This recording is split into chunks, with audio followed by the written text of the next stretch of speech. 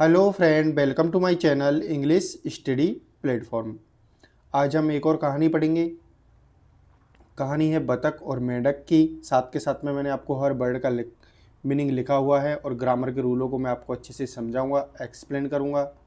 तो आप कहानी को लास्ट तक देखें और अपने दोस्तों के साथ इसको शेयर करें। कहानी का टाइटल है मिसेज डक यानी बतख एंड द फ्रॉग और मेंढक। ऑन ए फार्म यानी एक खेत पर, वेयर जहाँ, मैनी एनिमल्स बहुत सारे जानवर, लिव्ड रहते थे। ये लीव की सेकंड फॉर्म है, LIVE की पास्ट इंडेफिनिट का टेंस है। टुगेदर यानी साथ में। ए डक एक बतख, वाज क्वेकिंग यानी क्वेक कर रही थी। देखो बाज के साथ में ING है यानी पास्ट कंटिन्यूअस का टेंस है। और ये हिंदी में किसका सेंस देता है? रहा था, रहे थे, रही थी का। आउट ऑफ सिर हैप्पीनेस, पूरी खुशी से।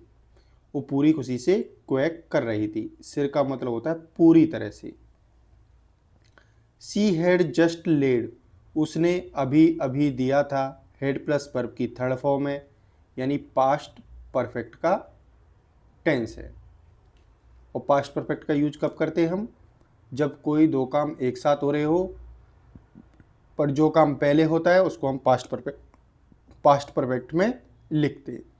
जैसे train had started before I reach, मेरे पहुंचने से पहले ट्रेन शुरू हो गई थी।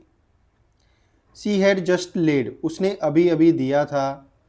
एन एग यानी एक अंडा। एंड सी फेल्ट, उसे लगा कि शेयरिंग दिस जॉय, इस खुशी को बांटे, विथ एवरी अदर एनिमल, हर दूसरे जानवर के साथ में। इन द फार्म, खेत में। The quake of the duck यानी बतख की आवाज़।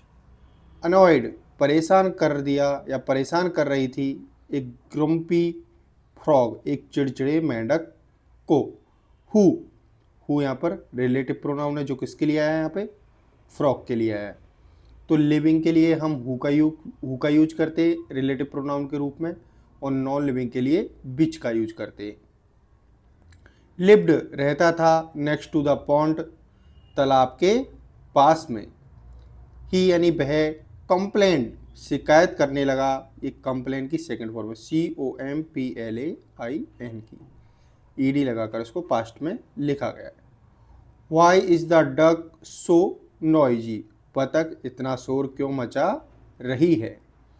देखो जब भी हम इंग्लिश से हिंदी बनाते या फिर इंग्लिश के सेंटेंस को हिंदी में बोलते, तो जो सब्जेक्ट की मेन वर्ब होती है वो हमेशा लास्ट में बोली जाती है हिंदी में। देखो बतख इतना शोर क्यों मचा रही है, रही मतलब इच के लिए आया। वह जब,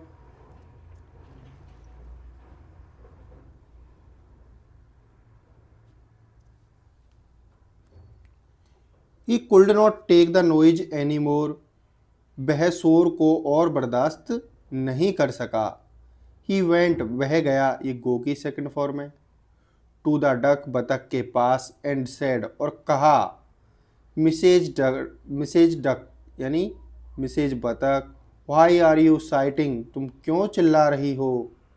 can you please be a little quite, क्या तुम जरा शांत रह सकती हो? बी ए लिटिल क्वाइट का मतलब होता है जरा सा शांत रहना। आई वॉज हैविंग, मैं ले रहा था। माई आफ्टरनून नैप, मेरे दोपहर की नींद। नैप का मतलब होता है नींद या फिर झपकी। द डक रिप्लाइड, बतख ने जवाब दिया। आई नेवर कम, मैं कभी नहीं आती। अब आई यहाँ पर पिल्लुलर प्रोनाउन है जिसके साथ में हमेशा वर्ब की पिल्लुलर वर्ब का यूज किया जाता है। आई नेवर केम यानी मैं कभी नहीं आती। कंप्लेनिंग यानी शिकायत करने, टू यू यानी तुमसे। व्हेन जब, यू क्रॉक तुम टर्राते हो। एट नाइट रात में, ये वर्ब की फर्स्ट फॉर्म है क्रॉक, क्योंकि यहाँ पर यू पिलुलर प्रोनाउन है। आई एम क्वेकिंग, मैं क्वेक कर रही हूँ, बिकॉज क्योंकि, I just laid an egg, मैंने अभी अभी दिया है क्या, एन एग एक अंडा, जस्ट का मतलब होता है अभी अभी। वाई क्यों, हैव यू कम, आ गए हो, टू रुइन, रुइन का मतलब होता है बर्बाद करना या फिर खराब करना, खराब करने माई हैप्पीनेस यानी मेरी खुशी को। ऑल द अदर एनिमल्स, सभी दूसरे जानवर, स्टार्टेड लुकिंग, देखने लगे, एट द फ्रॉग, मेंढक की ओर, एंग्रीली यानी गुस्से से, कैसे देखने लगे, गुस्से से देखने लगे।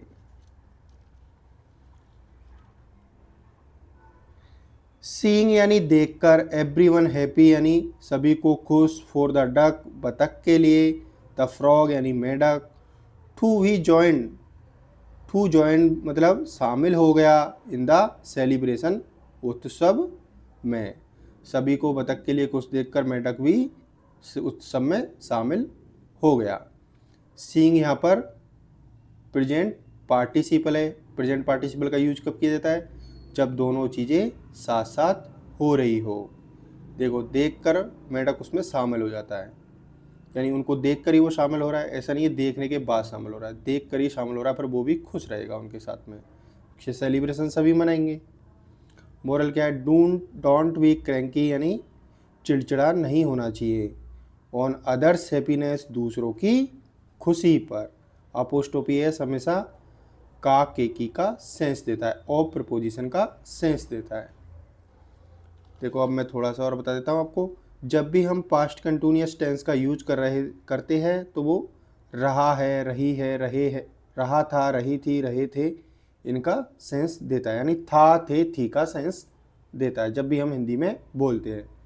और प्रेजेंट कंटिन्यूअस में रहा है, रहे है, रही है का सेंस देता है। तो आप इन चीज़ों को हमेशा ध्यान रखना। Thank you so much for watching this video. Please subscribe my channel and share this video with your friend and put your comment in comment section. Would you like it or not? Whether it is helpful for you or not. Thank you so much. Have a nice day. Bye bye. Take care.